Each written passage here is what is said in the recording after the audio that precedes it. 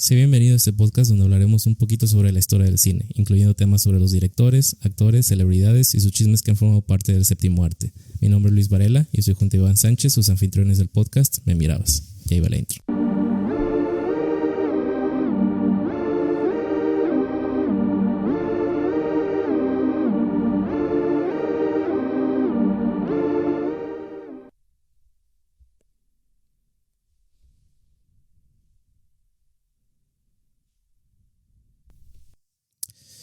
¿Qué pedo, güey? ¿Cómo estás? Un poquito enfermo de la garganta. Y sí, ya es la temporada de Sí. que nos vamos a empezar a enfermar y que el cuerpecito me duele, que la garganta esto, Sí, que pues, los ojos el otro. Traigo mi... Pero nada que un té no pueda resolver, ¿no? Exacto. Un episodio más de este podcast Me Mirabas. Gracias por acompañarnos y hoy les traemos un temilla. Sí, tema. aparte ya la época decembrina navideña ya se siente, ¿no? Sí, ¿es tu época favorita? La época navideña, digámoslo. No, ¿No? me gusta comer. Como pinche cerdo. Es cuando se come mejor. Sí. El problema es el siguiente mes que ya estás todo lleno de todo. Pero fíjate que para mí sí es mi época favorita.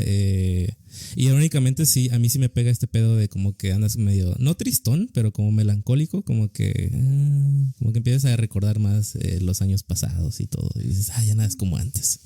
No, fíjate. Lo que me gusta es ver las casas decoradas de Navidad. Ah, sí, eso sí. Que hay unas que también se maman, ¿no? Las casas como las decoran. Está chingón. No, sí, O igual Halloween. Sí, eso sí.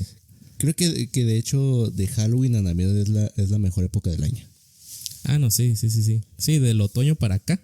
Ya Sí, hay más pretextos para ponerse hasta el pito pisteando. Sí, es que el frío, es que para calentar la garganta, sí. Bueno, vamos a comenzar. Bueno, pues vamos a comenzar entonces. Vamos por partes. Ustedes me preguntan cuál ha sido mi mejor interpretación y yo le tengo que responder ¿qué le tengo que responder? O usted me responde. Bueno, pero ¿qué relajo es este? A ver, otra vez. ¿Usted quiere que le diga cuál ha sido, es y será a través del devenir histórico, materialista, dialéctico, la mejor de mis interpretaciones proletarias? Y yo creo que hasta cierto punto, y si no, de todos modos, porque usted sabe que, al cabo y qué, y como quiera que, la mejor de todas mis interpretaciones ha sido la interpretación racional y exacta del universo conforme al artículo 3º. ¿Qué? ¿Eso no? Bueno, pues ¿usted de qué habla?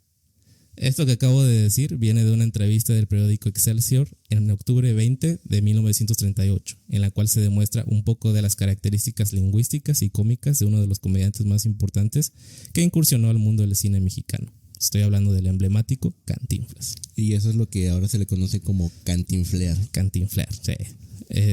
Me costó mucho leer eso. Sí cuesta. Mira, yo lo hacía en mis exposiciones en la escuela. Pero lo haces como no tan consciente de que estás dando pura palabrería. Uno sí tiene que ser consciente de lo que está diciendo para no pisarte tú mismo. Sí, es tu cerebro entrando en modo supervivencia, güey, de calaverga, güey. Tengo que sacar algo aquí, si no me van a tragar vivo. Sí. Pero sí, entonces se va a ser nuestro episodio de hoy. Vamos a hablar sobre Cantinflas. Algo muy curioso que en cuanto a Cantinflas es que yo me esperaba que siendo alguien, pues una figura, no nada más en el cine mexicano, pero yo creo que en la cultura mexicana, sí, bueno. Pensé que iba a haber como más contenido sobre él en cuanto a biografías y cosas así. Y no, güey, fue difícil escarbarle ahí el buscar cosillas, pero se logró aquí algo, ¿no? Pues hay una película de él, ¿no? Ajá, bueno, de su vida. Sí, de su vida, la intenté ver. De hecho, una vez medio la estaba viendo creo, no me acuerdo en qué canal estaba, pero mis papás la estaban viendo y como que no me atrapó mucho. Y ya después para este guión le traté de verla, nomás para ver qué sacaban ahí. Y tampoco no me gustó. No, es que para empezar creo que es un español el que interpreta a Cantinflas, ¿no? Creo que sí. Sí, está medio raro, pero sí. Como que no chingues. Sí, no mames. No chingue. O sea, tantos actores que hay aquí en México que podrían a lo mejor interpretarlo y eligieron en español. Pero bueno. Cada quien. Sí. Pues vamos a darle, ¿no? Ok. Para entender la importancia de Cantinflas en el cine mexicano o en el mexicano en sí, es crucial entender un poco sobre la cultura en México. Verás, por una parte, en México tenemos una cultura europeizada, construyendo ciudades más cosmopolitas, y en nuestro arte y cultura adoptamos más gustos provenientes del oeste. Por otra parte, está la cultura de seguir consumiendo y asimilar el arte más nativo, o mestizo, un híbrido entre mitografía, usando el término incorrecto de Cristóbal Colón, de los indios y leyendas urbanas. Para dar un ejemplo más claro, podemos distinguir el arte, los gustos que consumen la clase alta y la clase baja en México. Claro, tal vez muchas de estas cosas que estoy por mencionar puede que recientemente hayan cambiado de consumidor, pero aquí estamos hablando de qué consumidor lo ha consumido, vaya la redundancia, por más tiempo desde su aparición de dicho arte o artista, etc. En la clase alta se consume el arte de las pinturas o murales de artistas como Frida Kahlo, Rufino Tamayo, José Clemente Orozco, Diego Rivera y David Alfaro Siqueiros. En música podemos... ¿Quién compraba a Frida Kahlo? Muchas personas. En música podemos mencionar a las óperas de Plácido Domingo. En el cine está el director-escritor soviético Sergei Eisenstein, que en México vino a hacer la película Que Viva México, y el director español Luis Buñuel, que en México nos vino a dar una bofetada con la película Los Olvidados. De la cual ya hablamos. De la cual ya hablamos en nuestro episodio número 1. Exacto. En la clase baja tenemos al famoso luchador El Santo, las películas rancheras de los 30s y 40s con Pedro Infante, Jorge Negrete, Blanca Estela Pavón y López Vélez. En música tenemos al compositor Francisco Gavilán Soler, también conocido como Cricri, y el cantautor Juan Gabriel. Con esto claro, en la cultura mexicana la mayoría de las exportaciones vienen de las influencias del oeste, o del oeste en sí, como con casi nada de exportaciones de países cuyo índice es mayor en el estado del proletariado. Dicho esto, es posible que si has tenido la oportunidad de viajar a Estados Unidos o incluso zonas turísticas de México como Cancún, Oaxaca, Ciudad de México, etc., has notado que los americanos en particular, solo por no ser más general, tienen cierto gusto por las cosas que se consideran de clase baja, como ciertos restaurantes, comida o ropa. A estos ellos lo consideran kitsch, un término que encontré al escribir esto, lo cual básicamente se resume en un gusto por la cursi exageración de los sentimientos humanos que ponemos a ciertas actividades o arte, en la cual también se implementa una cierta ingenuidad.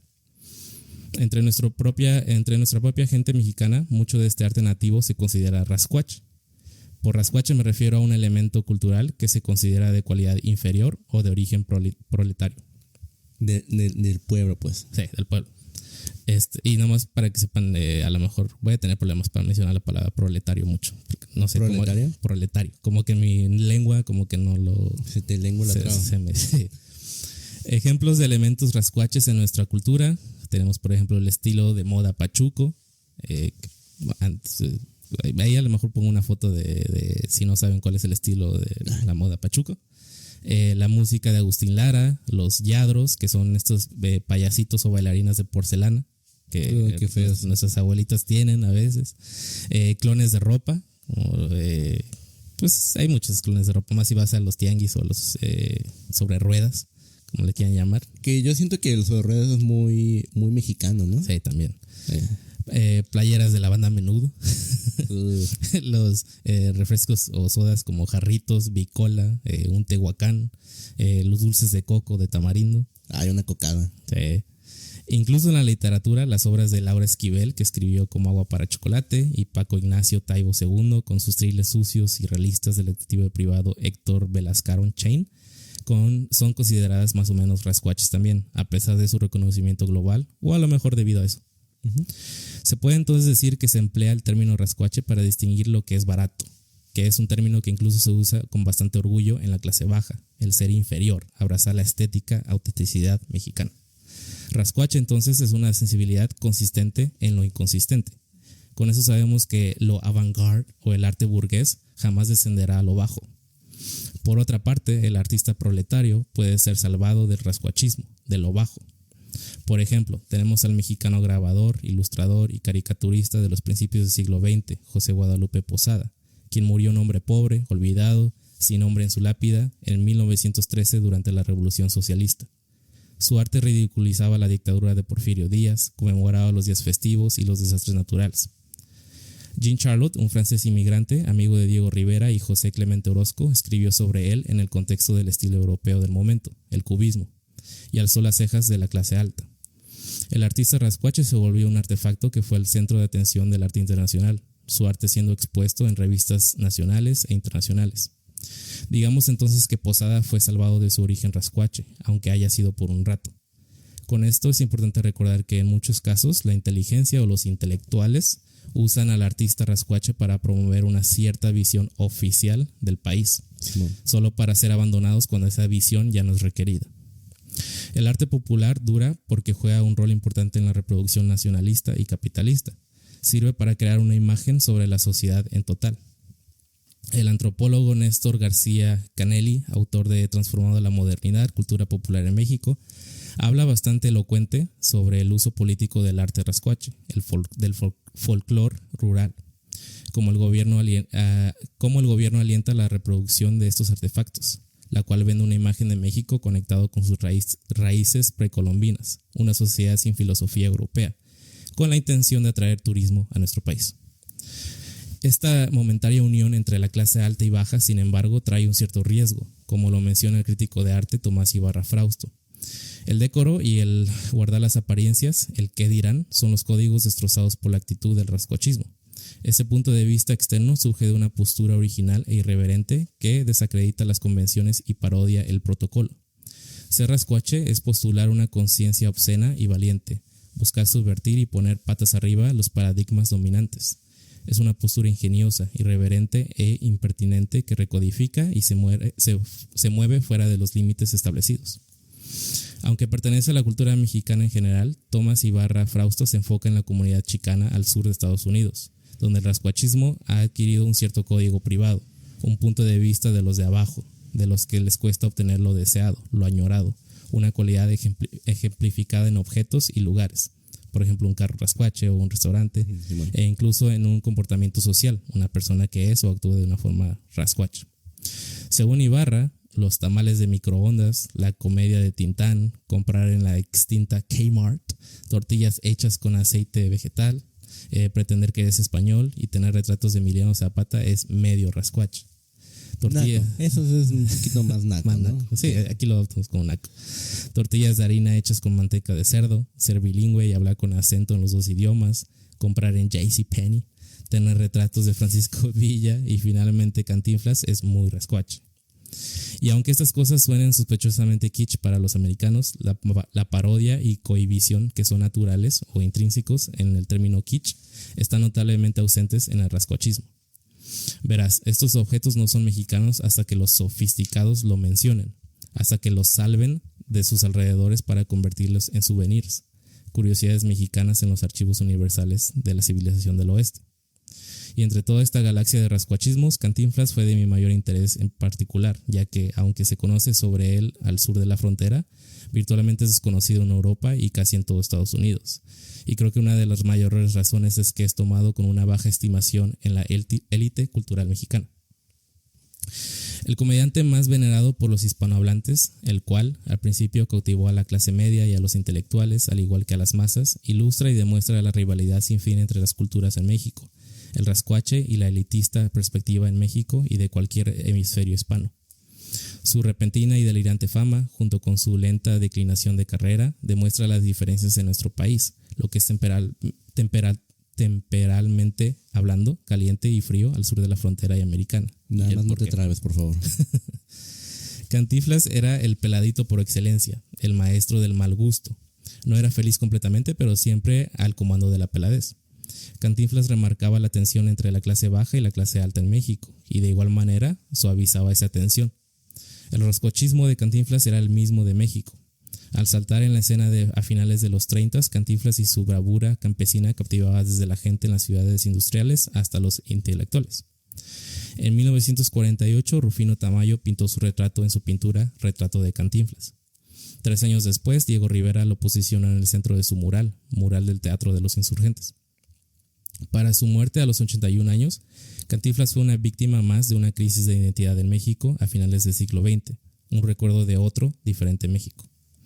A pesar de que los manerismos y la simplicidad fue y es adorada por mucha gente, podemos concluir con que su importancia ha sido, por su mayoría, ignorada por los árbitros de la cultura mexicana. ¿Qué mejor manera de ejemplificar esto que hablando de la muerte de Cantinflas? Verás, murió en abril 20 de 1993. Mucho público estuvo presente en su funeral, fue elogiado en la prensa y el gobierno publicó muchos referentes de él. Sin embargo, no hubo ningún obituario en la revista literaria mensual de La Vuelta de Octavio Paz, donde se ilustraba el gusto burgués y promovía el pensamiento y conducta europea. Por otro lado, Cantinflas el Vibrón... Bueno, es que era Octavio Paz. Podemos esperar de Octavio Paz. Por otro lado, Cantinflas el Vibrón preferido de todos, representaba y simbolizaba la dura y atrabancada vida del barrio. ¿El qué? Vibrón. No es- Bribón, perdón. Bribón. Hace ratito lo dije bien y No, me dices que me trababa ahorita enfrente de todos. Sí lo había dicho bien, te lo juro. Mira, Pero ahorita que me pediste que lo repitieras, me quedé Vibrón. ahí va a quedar en el video que no lo dijiste. Por eso- No, chéquenlo, sí lo dije bien a la primera. El bribón preferido de todos representaba y simbolizaba la dura y atrabancada vida del barrio, las travesuras del analfabeto, la vitalidad del desafortunado y la obscenidad de la clase trabajadora. Tal vez por esto mismo es que no hay una bibliografía de Cantinflas que venga de la élite intelectual. De hecho, en general, es difícil encontrar una biografía coherente sobre Cantinflas.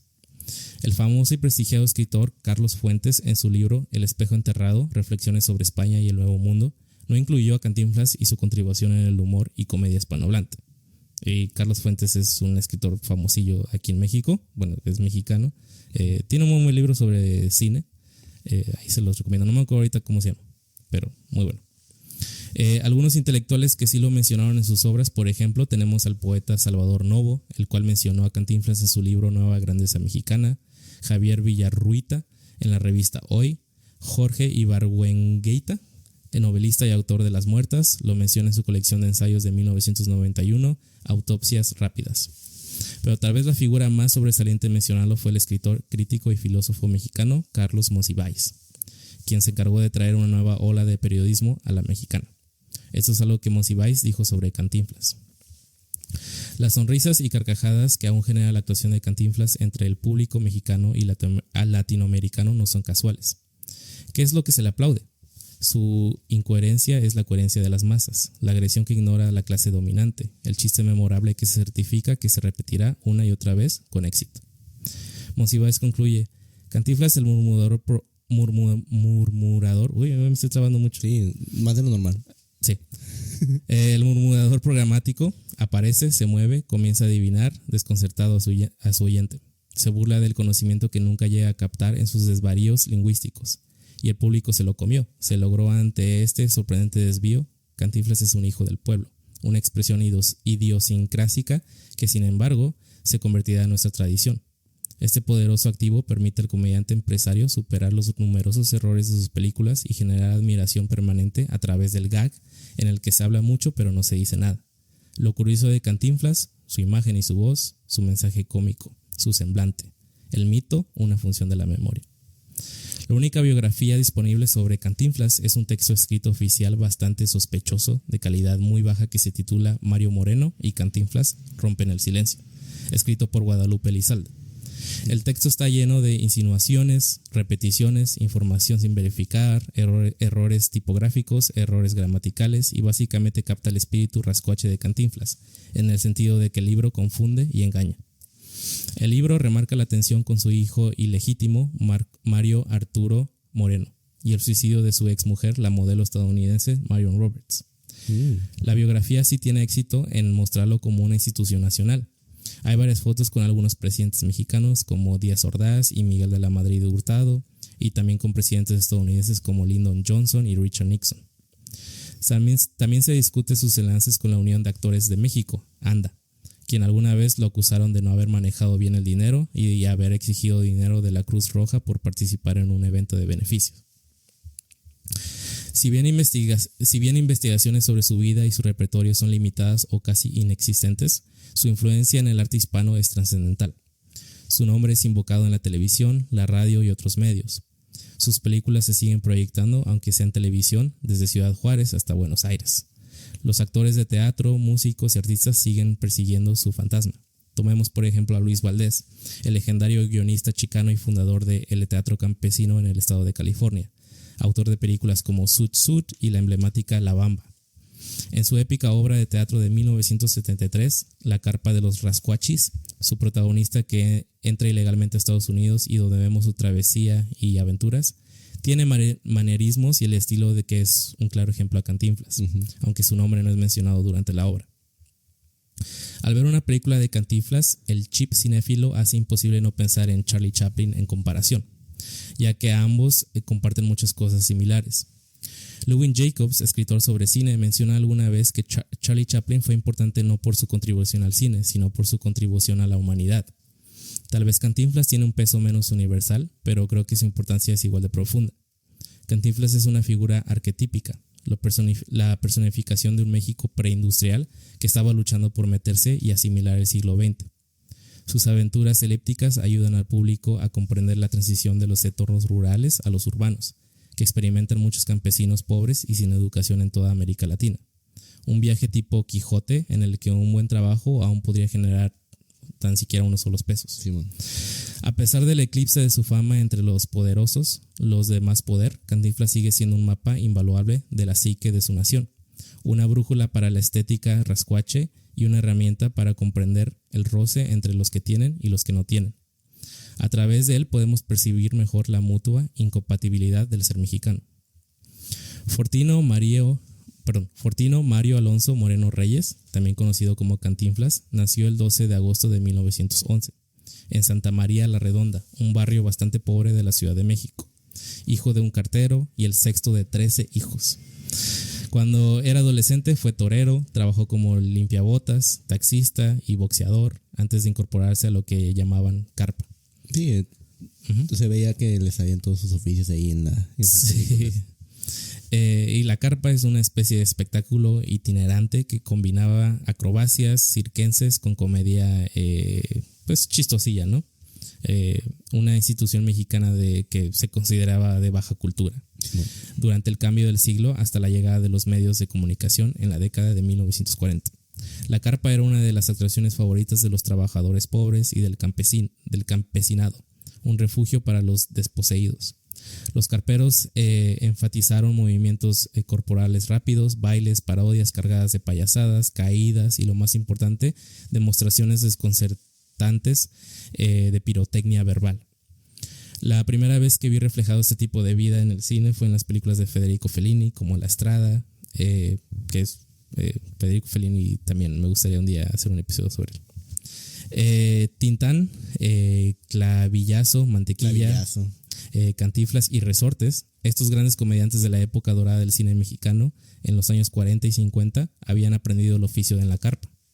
Tintán en particular demostró una imagen diferente de lo mexicano. Según John King, el crítico británico de cine y literatura, en su libro Magical Reels, el pachuco mexicano estadounidense, el estafador con traje sud y movilidad ascendente, podía salir de cualquier situación difícil hablando y bailando con una mezcla de modismos spanglish y ritmos de música fronteriza. Sí, pues es que Clavillazo es Tintán es el pachuco por excelencia. Por excelencia, Simón. La historia dice que en una noche un joven Moreno Reyes tuvo que sustituir a un amigo que se enfermó como maestro de ceremonia. Inmediatamente sus payasadas hicieron reír a carcajadas a la gente. Se dice que, siendo esto su primera vez en el escenario, estaba lleno de nervios y con inquietud. A consecuencia, inmediatamente se empezó a orinar en los pantalones, ensuciándose públicamente. Luego, con los ojos desorbitados y desesperado, prácticamente fuera de control, empezó a cohibirse, volviéndose cada vez más incoherente y sus frases tenían cada vez menos sentido. El efecto combinado fue ridículo y obsceno, pero en lugar de hacer esto que lo echaran del escenario, su confuso discurso fue recibido con aplausos. Un accidente potencialmente devastador se transformó en una rutina ganadora. Después de tal éxito, lo último que requería era un nombre en el escenario, un nombre con el cual pudiera ser reconocido inmediatamente. Se dice que en una de sus rutinas alguien de la cantina le gritó: "En la cantina tú inflas", lo cual era una expresión para referirse a que se veía borracho o que estaba borracho. En la mente del joven Moreno Reyes, las palabras se conjugaron a Cantinflas y se volvería su grito de guerra. Enseguida, la palabra Cantinflas entraría en el diccionario de la Real Academia Española, conjugando de varias formas. Como verbo tenemos cantinflear, hablar una y otra vez sin decir nada. Como sustantivo tenemos cantinflada, algo hecho o dicho por un payaso adorable. Y como adjetivo tenemos cantinfleando, o sea, algo tonto. Al combinar algo de esto, podemos producir algo como la siguiente expresión latina: cantinflas, cantinflea, cantinfladas. ¿Qué cabrón tienes que estar como para que crees un verbo? Sí, no mames. Sí, este es otro nivel. Sí. Las cantinfladas son escuchadas por todos lados por nuestros oídos mexicanos, pero tal vez debido a esa misma costumbre es que nos es difícil distinguir dichas palabras. Incluso podemos oír este tipo de ocurrencias en situaciones políticas, o yo creo que primordialmente. Sí, en las mañaneras. Sí. Mañaneras Hay un famoso discurso del expresidente de México, Luis Echeverría Álvarez, donde da más detalles sobre la posición del PRI y su ideología política, y donde dice lo siguiente: no somos de la izquierda ni de la derecha, sino todo lo contrario. O también está la famosa frase de nosotros tenemos otros datos. Uh-huh. Cantinflas empezó a trabajar como actor de reparto en 1937. En ese mismo año se casó con Valentina Subarev, la cual era hija del dueño de la carpa donde trabajaba. Fue Valentina quien sugirió que Cantinflas apareciera en anuncios de productos hechos en México. Mira, nada tonto, ¿eh? Sí. Supo su talento. Empezó a aprovecharse del nepotismo, ¿eh? Los comerciales fueron un éxito y poco tiempo después Moreno Reyes decidió fundar una productora cinematográfica, Posa Films. Las películas derivadas de esa productora siempre tendrían como protagonista únicamente a Cantinflas. Para 1941, Cantinflas se volvió un éxito en gran parte de Latinoamérica, postulándose a ser una leyenda. Mediante la Segunda Guerra Mundial, Moreno Reyes conoció a Miguel Delgado, quien lo dirigió en películas que se volvieron un gran éxito tras otro, incluidas las parodias cinematográficas Romeo y Julieta de 1943 y Gran Hotel de 1944. Al pasar los años, Moreno Reyes se encargó de mejorar su alter ego, de refinarlo lo mejor posible, lo cual eventualmente resultó en características inolvidables del personaje de Cantinflas.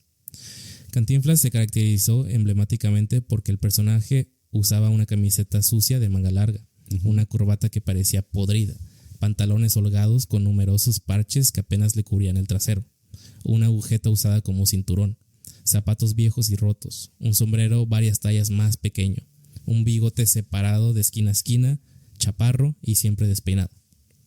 Cuando Cantinflas camina, parece estar constantemente probando nuevas posturas, como si siempre estuviese incómodo, imposible de mantenerse quieto. Cuando Cantinflas habla, se quita su sombrero, lo cambia de una mano a otra y golpea con él los muebles de su alrededor o a sus amigos cercanos para acentuar su enfado o malestar. Su humor también tiene un toque lingüístico. En la película Ni sangre ni arena de 1941, su bravuconería lingüística sale al borde. Tú puedes. Como ves, yo no tengo esa bravuconería lingüística. No. Su verbosidad virtuosa asimila lo difícil que ha de ser traducir sus películas o lo mucho que se ha de perder en la traducción.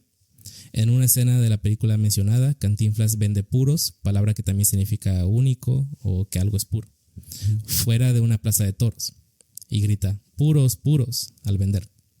Hay una pequeña confusión en la escena y termina vendiendo tacos también. Y entonces grita puros, tacos, tacos, puros. Se produce más confusión y Cantinflas ahora se queda sin cigarros o puros, solo tacos. La secuencia concluye con su grito desesperado: puros tacos, tacos, tacos puros. Esa emblemática confusión lingüística está casada con una confusión simbólica totalmente adecuada. Aunque tanto los tacos como los puros tienen casi la misma forma visual, lo primero es un símbolo de la clase baja en México. Mientras que el segundo... El puro, ¿no? No. Mientras que el segundo, o el puro, significa la aristocracia europea. Al mezclarlos, el comediante ofrece una muestra de su cosmovisión. Los extremos sociales al sur del Río Grande se expresan mediante objetos culturales que al mezclarse pierden su poder y comienza la risa. Claro que a su misma vez sus películas carecen de un mensaje cargado de ideología. En cambio, trabajan para abrir un espacio en el que se exorciza el malestar y la queja mediante una risa saludable. En una era de transformación social y conflicto entre clases, tras una guerra civil que duró una década, Cantinflas ofreció una especie de catarsis, lo que explica tal vez por qué el gobierno mexicano respaldaba tanto a Cantinflas, ya que hace felices a las masas agitadas. Su espíritu subversivo nunca altera del todo el status quo. Como sostiene Jonathan Candle del New York Times, Cantinflas fue tremendamente eficaz a la hora de desinflar a los ricos y pomposos, a los serios y convencionales. transformó la aprehensión de los florecientes pobres urbanos en risa.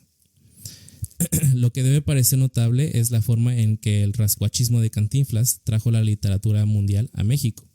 Sus películas adoptaron o subvirtieron Romeo y Julieta de Shakespeare, Don Quijote de Cervantes, Los Tres Mosqueteros de Alejandro Dumas. La identidad equivocada, como en el arte del vodevil, era un tema recurrente en las películas de Cantinflas. Siempre lo tomaban por otra persona, un rico empresario, un lobby boy de un hotel, un policía corrupto o hasta Don Quijote. Las tramas giran en torno a malentendidos cómicos llenos de posibilidades de rascuache. Es el amo satírico, siempre burlándose del marido machista, de la mujer virginal, del sacerdote abusivo y del extranjero ingenuo. Y aunque promueve la imagen de los mexicanos como perezosos, siempre en busca de las siestas y también inmorales, su arte cómico nos permite afrontar nuestras tragedias y digerir. Sí somos. No, sí, de que lo somos. Pero a la hora de trabajar, trabajamos bien. Y digerir nuestros defectos. Creo, la mayoría, ¿no? Sí. O si no terminan haciendo podcast. O son políticos. Sí, es cierto. Hay que ser políticos. Sí, hay que ser políticos. Ya sé, güey, ganaría más sin hacer nada. ¿Y no te hace falta una carrera? ¿No? No. Sí, güey. Cuauhtémoc Blanco. Bueno, pero es que tuvo que ser futbolista. Pues ¿cómo se llama este güey? El Samuel García.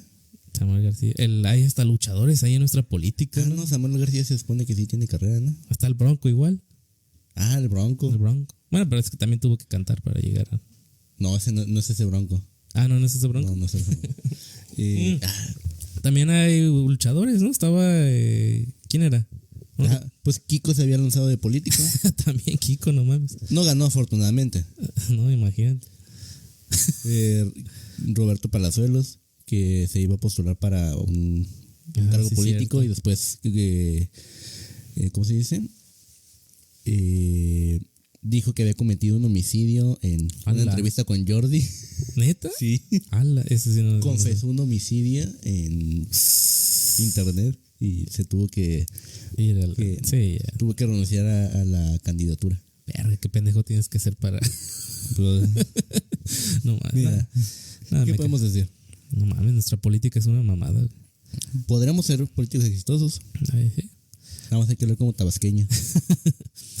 Pero bueno. Saludos a los de Tabasco, no contra ustedes, solo contra AMLO. Sí, me gusta su salsa, está muy rica la salsa. ¿No es de ahí? ¿La salsa de Tabasco? No, justamente lo que estaba pensando. Ahí, oye, ¿de veras será de ahí? Me supongo, pero es una salsa muy popular en Estados Unidos, ¿no? Sí, muy popular. No me gusta, de hecho, casi. No, es como que no me gusta. Muy ácida. Pero bueno, continuemos. Cantinflas fue el protagonista de 47 películas, desde su primer cortometraje Siempre listo en las tinieblas de 1939 hasta su última película El barrendero de 1989. Cada una de sus películas fue un éxito en taquilla e inmediatamente se volvió millonario. Sus éxitos fueron suficientes para llamar la atención de Charlie Chaplin, quien se dice admitió después de ver una película de Cantinflas es el mejor comediante vivo. En México y en toda Hispanoamérica fue objeto de innumerables homenajes y retrospectivas. Inspiró una famosa tira cómica, varios dibujos animados para televisión y una revista semanal que llevaba el nombre de una de sus películas más famosas. Aquí está el detalle. De igual manera, fue buscado por diplomáticos y artistas por igual. Cantinflas podría ser un personaje sacado del teatro de lo absurdo, pero el México del siglo XX era un teatro de lo absurdo. O también del siglo XXI. A la fecha sigue siéndolo. Bastante surreal. En un país donde el partido gobernante ha ganado todas las elecciones presidenciales nacionales desde la Segunda Guerra Mundial por una abrumadora mayoría, donde el fraude del sistema político y la legitimidad del gobierno son de conocimiento público, Cantinflas expresa perfectamente una especie de crítica fatalista. Cantinflas, una figura magnética, es un orgulloso ignorante y un maestro de gustos poco refinados. La ignorancia es su arma. Disimula su analfabetismo, su estupidez y su falta de conocimiento sobre los atavíos de la modernidad, pretendiendo ser el maestro consumado de casi todo, desde la mecánica cuántica hasta Shakespeare. En este sentido, representa la ansiedad por el atraso del México del siglo XX. Esa ansiedad en particular fue un gran tema del cine de la primera mitad del siglo. En el escenario mundial, Cantinflas apareció al final de la era de los grandes cómicos, en la época de Laurel y Hardy, Harold Lloyd, los The Three Stooges, Harry Longdon, W.C. Fields y Buster Keaton. También apareció tras el fenómeno éxito de Charlie Chaplin y su alter ego cinematográfico, El Vagabundo. Como mencionamos antes, ambos tienen varias cosas en común. Ambos usan la pantomima. Ambos ponen en primer plano cuestiones de las clases sociales burlándose de los estereotipos sociales. Ambos son románticos irremediables y defienden el amor como redentor del espíritu humano. Pero las similitudes terminan ahí. Lo de Chaplin fue una creación esencialmente hostil. El suyo era un mensaje con conciencia social, en la tradición del liberalismo judío-europeo, y sus opiniones de izquierda a menudo lo colocaron en el centro de acaloradas controversias. En la era del cine mudo, un medio al que se negó a renunciar incluso después de que predominara en el cine sonoro, los mejores años de Chaplin abarcaron desde los años 20 hasta los 40. En películas como Gold Rush de 1925, Modern Times de 1936 y The Great Dictator de 1940. Por otro lado, la gran fortaleza de Cantinflas está en el habla. Su lengua es su mejor arma. Como nos afirma la crítica Rosalinda Fregoso en su estudio de 1993, The Bronze Screen, él emergió como el maestro indiscutible de la cábula, el juego subversivo y placentero con el lenguaje. Él satirizó una tendencia retórica de los políticos mexicanos conocido como pura palabrería, el uso excesivo de palabras que decían nada o muy poco. Si bien el cambio de Chaplin al cine sonoro finalmente no tuvo tanto éxito, su héroe mudo, debido a su origen no especificado, alcanzó la universalidad. Cantinflas, por otro lado, dedicó su energía a explorar las complejidades del yo colectivo mexicano. Cantinflas, si bien hace uso de suspiros, encogimientos de hombros y muecas, el lenguaje es su fuerza, su arma, su mecanismo de defensa, la expresión crucial de su enrevesado yo. Conjuga verbos erróneamente, inventa adjetivos y adverbios y constantemente no completa sus oraciones. En resumen, reinventa el idioma español, creando un híbrido idiosincrásico, una jerga mexicana, un código rascuache. De hecho, su pirotecnia verbal alcanza su mejor momento cuando Cantinflas habla con personas educadas. Toma desvíos, repite frases, se pierde, empieza todo de nuevo. El mensaje es claro. En México, las clases altas y bajas se malinterpretan, se tergiversan, citan erróneamente, se engañan, distorsionan y se sesgan entre sí.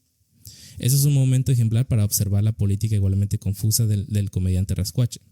Verás, aunque tanto los burgueses como los proletarios y los funcionarios públicos pueden disfrutar de la interpretación de Cantinflas, de su juego de palabras, es inevitable preguntarse lo siguiente: ¿quién lleva la peor parte del chiste? ¿El campesino que usa palabras grandilocuentes y frases altisonantes para parecer sofisticado? ¿El burócrata marxista engreído cuyo lenguaje excesivo apenas oculta su insipidez? La cuestión no tiene una resolución tan sencilla.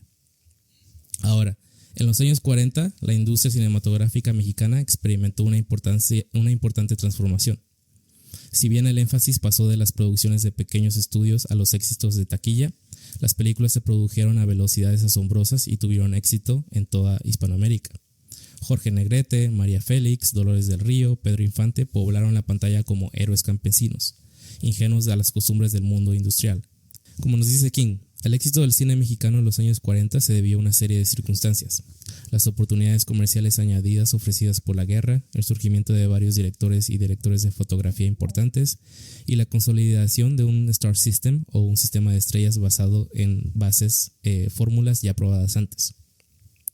Cantinflas, a pesar de su rascuachismo, trabajó en México con figuras de nombre internacional: el emigrado ruso Arkady Beutler, alumno del director de teatro Konstantin Stanislavski, el músico Silvestre Revueltas, el cineasta Chano Urueta, el guionista Salvador Novo y Pepe Martínez de la Vega, y los directores de fotografía Jack Draper, Alex Phillips y Gabriel Figueroa. Figueroa es de especial importancia. Si han visto las hermosísimas películas dirigidas por Emilio el Indio Fernández, como María Calendaria y Flor Silvestre, pues el responsable de la fotografía fue Figueroa. Figueroa también terminó filmando 7 películas de Cantinflas, por ejemplo, Los Tres Mosqueteros de 1942, Un Día con el Diablo de 1945 y El Bombero Atómico de 1950. Su colaboración marcó la cúspide del éxito inicial de Cantinflas, cuando su audiencia incluía tanto a las masas como a la élite intelectual, cuando su prestigio era casi incomparable para un artista. Personificó la sensibilidad callejera del trabajador mexicano. En mi opinión, escribió Figueroa en un ensayo autobiográfico de 1990. El cine mexicano ha sobresalido sobre todo en el género dramático y en las travesuras de Cantinflas. Las primeras actuaciones de Mario Moreno fueron brillantes, un retrato maravilloso del peladito mexicano. Y hablando de pelados, por ahí me encontré un ensayo sobre la peladez en México. En 1934, Samuel Ramos, profesor de filosofía de la UNAM, inspirado en las teorías de Sigmund Freud y Alfred Adler, publicó Perfil del hombre y la cultura en México, una colección de ensayos interrelacionados en los que analizaba la personalidad del pelado, así como del mexicano urbano y burgués. Ramos creía que México estaba paralizado por un complejo de inferioridad. Sostuvo que la mejor manera de examinar el alma de la nación era a través del pelado mexicano. El pelado, dice Ramos, pertenece a la categoría más vil de la fauna social. Es una forma de basura humana de la gran ciudad.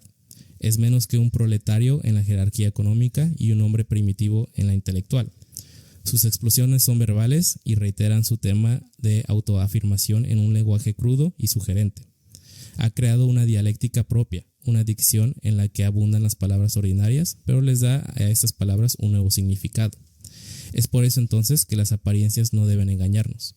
El pelado no es ni fuerte ni valiente. La apariencia que nos muestra es falsa. Es un camuflaje con el que se engaña a sí mismo y a todos aquellos que entran en contacto con él. Se puede inferir que cuanto más muestra de coraje y fuerza hace, mayor es la debilidad que intenta ocultar. Vive desconfiado de sí mismo y con el miedo continuo de ser descubierto. ¿Quién es este culero que habló tan mal de los naquitos? ¿De los pelados? De los mequitos. De los naquitos. De los naquitos. Se mamó. Se mamó, pero... O sea, sí, pero o sea, no sí. Lo tiene que haber dicho tan culera. Basura humana, no mames. Nada más faltó que dijera, no, y también le van a la América. Que por cierto, están festejando, ¿eh? Ódiame más. Si recordamos a Luis Buñuel... Bueno, esos sí son basura humana. No mames. Ay, son reales los que le van a la América, pero no mames. Si recordamos a Luis Buñuel y su película de Los Olvidados, nos da a saber que más cineastas adoptaron la imagen del rascuachismo y la peladez en sus películas. Y en cierto modo, la apropiación de la estética rascuache por parte de artistas serios como Buñuel ya implicaba la obsolencia del propio Cantinflas. Verás, a principios de los años 60, una generación emergente de cineastas mexicanos influenciados menos por el espíritu de la revolución de 1910 que por el cine de la nueva ola francesa y la cultura pop norteamericana había capturado los corazones y las mentes de la intelectualidad. De esta manera, la fundación del influyente grupo Nuevo Cine en 1958 se produjo en medio de un desastroso giro en la carrera de Cantinflas. Aunque aún era un héroe monumental al sur de la frontera, en 1956 fue elegido para interpretar a Passport en la película La Vuelta al Mundo en 80 días.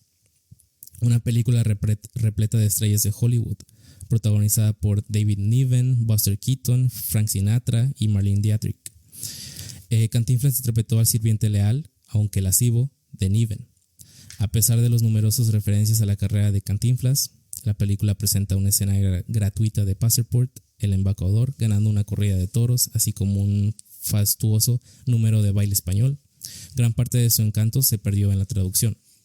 La película fue un desastre en la taquilla. Poco después, George Clooney lo dirigió en la película de 1960, Pepe. El elenco incluía a Shirley Jones, Edward G. Robinson, Sasa Gabor, Janet Leigh. Janet Leigh salió en la película de Psycho de Alfred Hitchcock, Jack Lemmon y Kim Novak, que salió en Vértigo también de Alfred Hitchcock. Y nuevamente su éxito fue bastante limitado.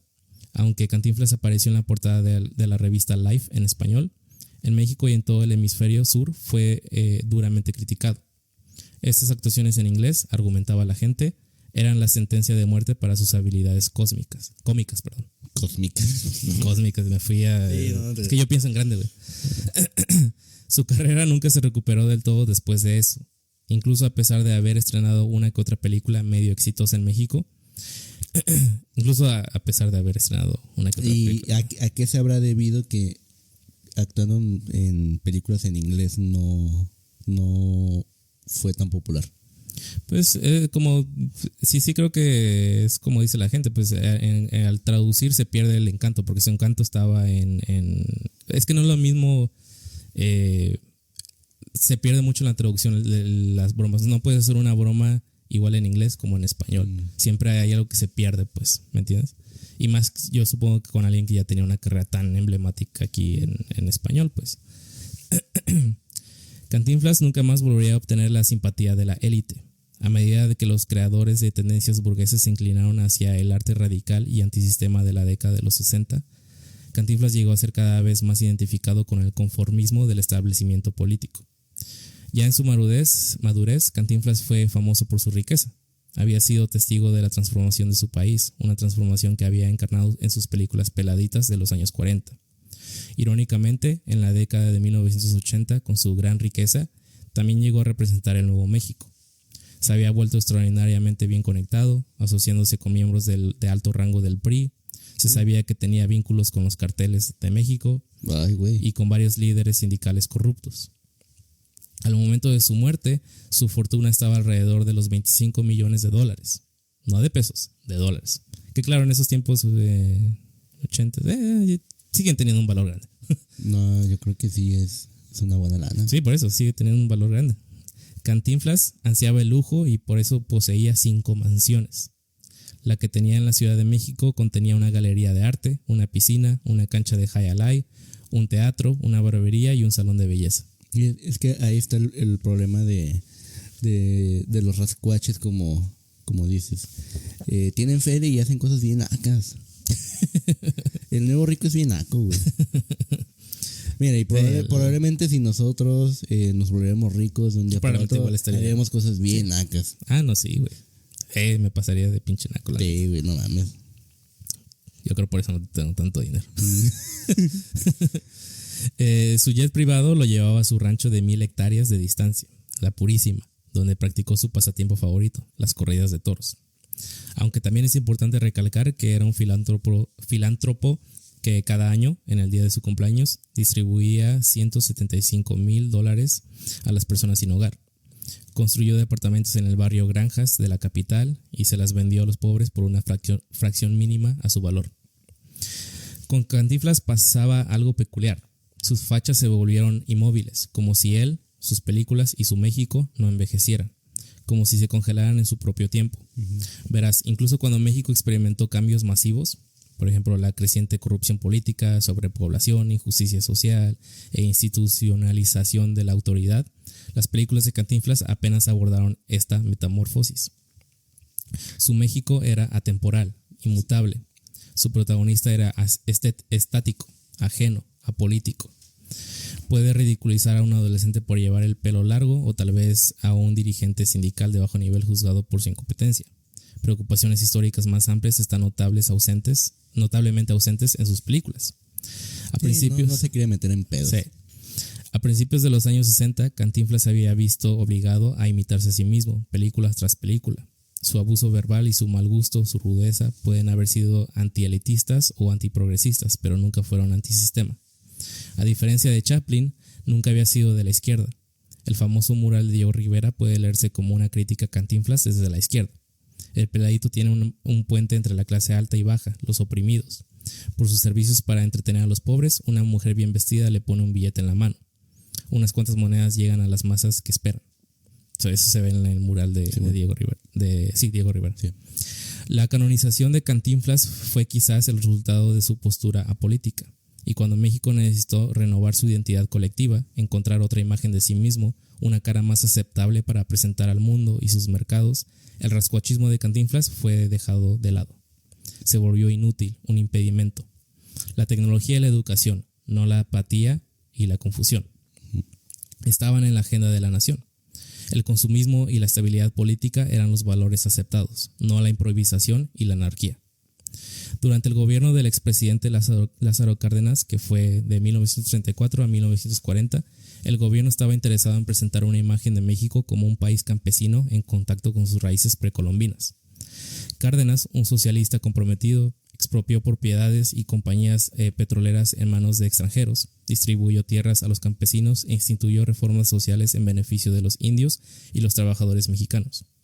En aquellos días, Cantinflas era una expresión irreemplazable de lo mexicano. Ujú. Unas décadas más tarde, el mismo cosmopolitismo emergente que inspiró al grupo Nuevo Cine había radicalizado vastos segmentos de la sociedad mexicana, particularmente los estudiantes y una proporción cada vez mayor de la clase media. Esta sensibilidad tuvo también consecuencias políticas. La situación llegó a un punto crítico en 1968, cuando el presidente Gustavo Díaz Ordaz autorizó la masacre de cientos de estudiantes en la plaza de Tlatelolco, en vísperas de los Juegos Olímpicos. Sí, fueron los Juegos Olímpicos. Ajá. A raíz de la masacre, los dirigentes del PRI instituyeron reformas limitadas y comenzaron a mirar hacia afuera para cortejar la opinión mundial y a los billetitos verdes. La posterior campaña del PRI para modernizar la imagen de México hizo necesario separarse del desorientado peladito. No más héroes desaliñados. El nuevo México dejaría de mirar hacia el sur, hacia América Latina, y comenzaría a mirar hacia el norte. Mientras que Cárdenas había sido general en la revolución de Pancho Villa y Emiliano Zapata, los presidentes contemporáneos y los miembros de su gabinete, particularmente bajo los regímenes, ¿por qué lo estoy pronunciando mal? Por pendejo. Sí. Los regímenes. Lo sigo pronunciando por Régimen. No, es que es regímenes. ¿Los regímenes? Regímenes. ¿Sí? ¿Sí? Sí, Regímenes. Es que lleva acento en la I. Regímenes. ¿Ve? También te hice confundir poquito. Porque lo estás pronunciando mal, güey. Oye, tú lo estás leyendo. Sí, yo sé, pero me confundí ahí. De Carlos Salinas de Gortari o de Ernesto Zedillo. Gortari. Dijiste Gotari. No, dije Gortari. No me estás escuchando bien. No, claro. O de Ernesto Zedillo Ponce de León. Eran personas de habla inglesa y con educación. Presidente. Y con educación de la Ivy League, negociadores. Cárdenas ya no era un modelo a seguir. El nuevo liderazgo sigue el ejemplo de los magnates empresariales y neoconservadores al norte del Río Grande. Sus simpatías son por las finanzas y la estabilidad, no por visiones populistas. Sin embargo, la cultura es un esfuerzo compuesto y unido. Los neoliberales, según AMLO, ¿no? ¿Cómo? Los neoliberales, según AMLO. Según AMLO. Mira, yo creo que él sería el presidente rascuache. Sí. Sí. Pero se me hace un rascuache fake. Sí, porque sí le gusta el billete. Exacto. O sea, ahí sus otros datos, pues es sacar un billetito para él. Sí. Sin embargo, la cultura es un esfuerzo compuesto y unido, un mosaico. La producción y reproducción de símbolos, estilos y significados por parte de todos los segmentos de la sociedad, altos, bajos e intermedios. El rascuachismo resalta la enemistad, la tensión entre ricos y pobres en México, entre los puntos de vista anglo e indio. Ahora está de moda rechazar el rascuachismo o de negar a Cantinflas, pero negar su importancia es negar el mundo fragmentado de un México proletario.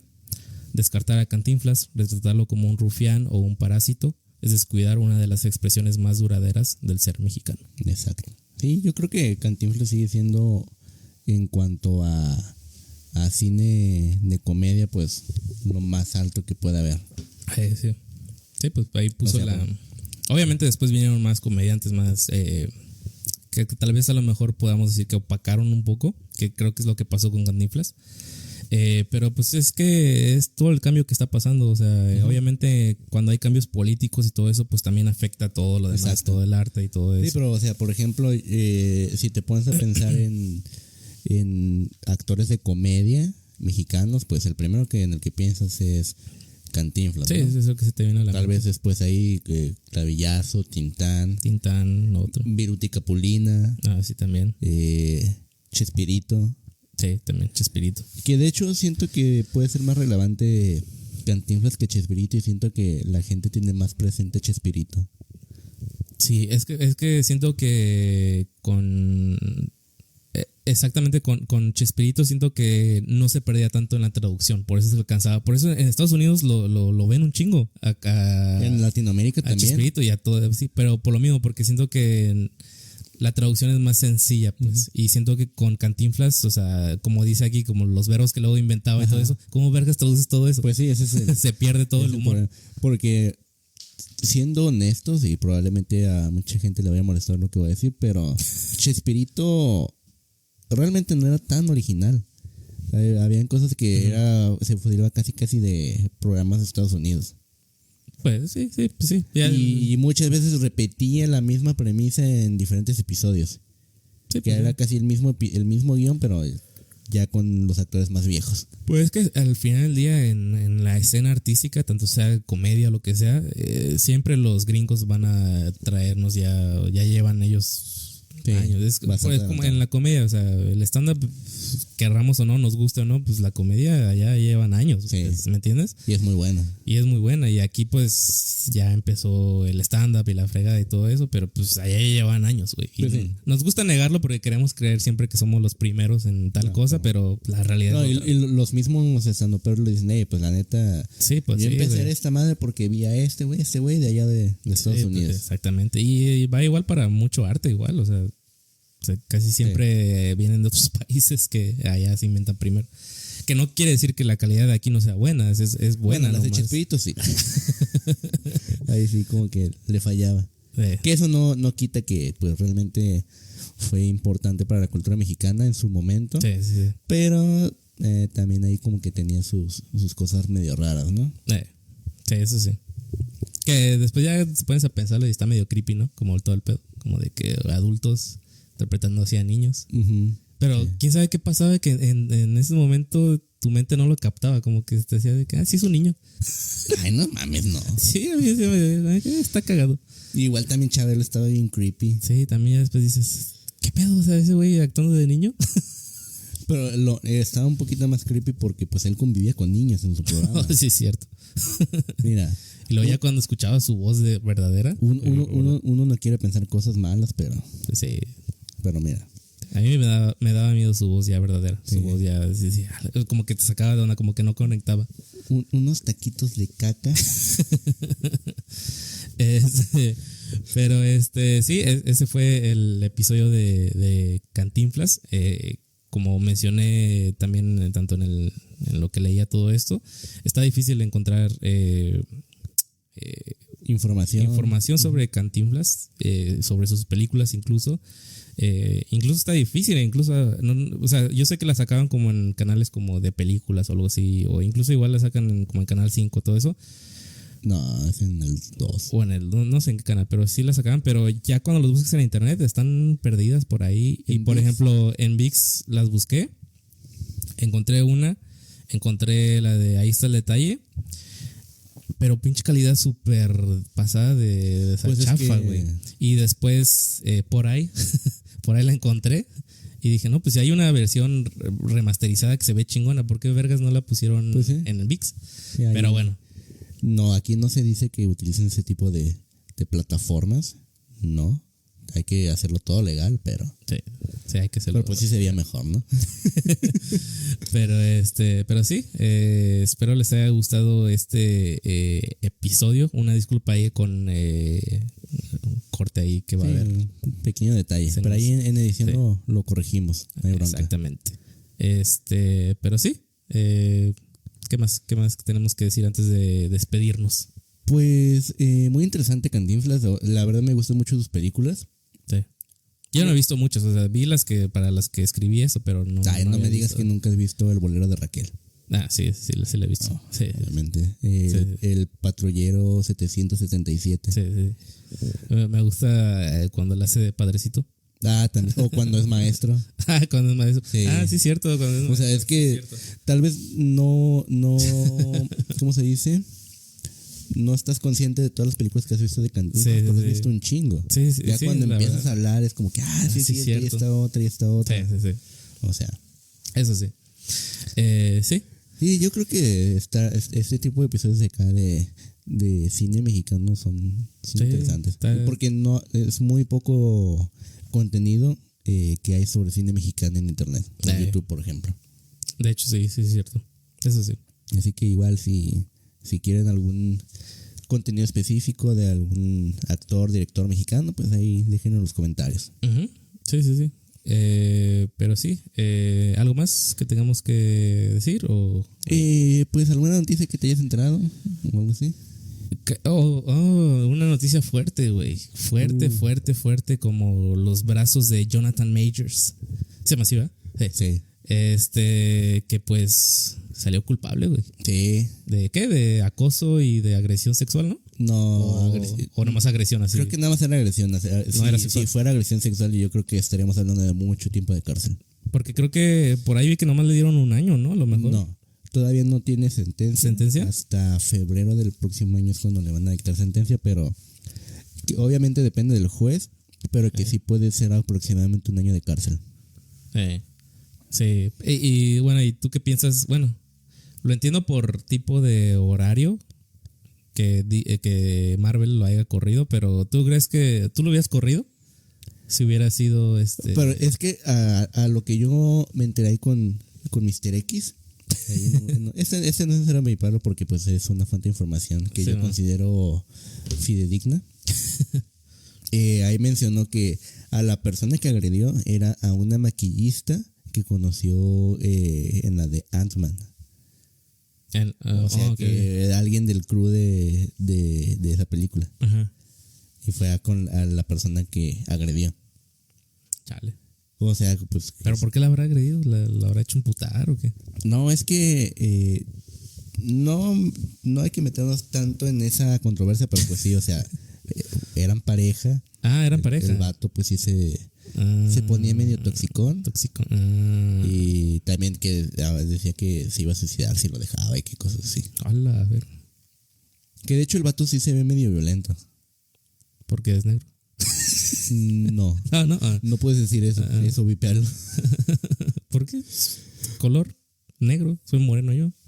Pero pues, mira, no hay que ir arriesgándose a que YouTube nos quite la posibilidad de monetizar. Malo si uso el slang que se usa para insultar. Yo nomás hice una pregunta. Bueno, Porque es afroamericano. Pero es que luego ya dicen que también está mal decir afroamericano porque no quiere decir que sean de África. Eso yo lo leí y me quedé de que así es cierto, vale verga, pues ahora entonces qué chingados digo. Qué mamá. Sí. Bueno, el punto Ya es ves. que el vato sí se ve que es agresivo independientemente de la etnia a la que pertenezca. Sí se ve como un vato agresivo. Así que, pues, probablemente sí. Que de hecho, no se me hace tan buen actor. Pues tampoco es como que haya estado en muchas películas. O sea, por ejemplo, en la de Ant-Man, pues, las mejores escenas que hizo era cuando estaba emputado. Irónicamente. Irónicamente. En la de Creed 3 igual. Sí, cierto. O sea, como que no le creo tanto, o sea, que tenga tanta versatilidad. Ya estoy hablando como tú. Tanta versatilidad como actor. Sí, pues bueno, yo la verdad no lo he visto mucho en muchas películas. Y te digo, creo que no tiene tampoco tanto varias películas que digamos, pero es como que empezando. Pero qué chafa que para Marvel, porque pues ahora qué chingos van a hacer. De por sí les estaba yendo de la verga con esta etapa. Pero ahora qué vergas van a hacer, porque pues ya tenían una película titulada The Kang Dynasty, o la dinastía de Kang. Entonces ahora irán a ya cambiar completamente esa línea de Esto es lo que no sé. O irán a poner otro. Porque los rumores que ahí andaban por internet que decían que según por contrato no podían contratar a otro actor que fuera Kang.